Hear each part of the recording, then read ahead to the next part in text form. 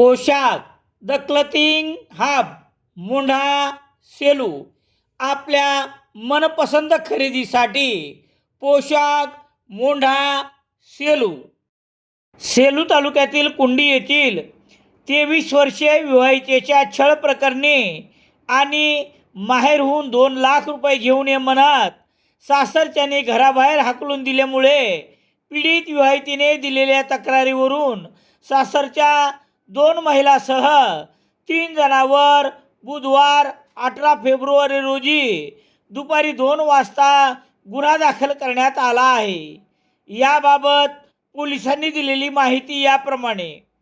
मोनिका रविकांत शिंदे, वय 23 वर्ष,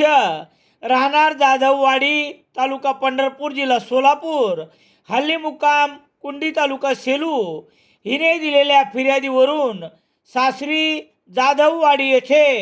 22 मार्च 2023 ते 16 नोव्हेंबर 2025 दरम्यान विविध कारणासह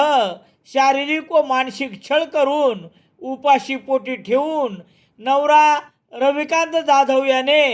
शेत खरेदी करण्यासाठी 2 लाख रुपयाची मागणी करत लाथाबुक्क्यांनी मारहाण करत घराबाहेर हाकलून दिल्याप्रकरणी पीडित विवाहिता मोनिका शिंदे हिने दिलेल्या फिर्यादीवरून गुन्हा रजिस्टर नंबर 91/2026 कलम 85/115/2 352 35 भारतीय न्याय संहिता अन्वये नवरा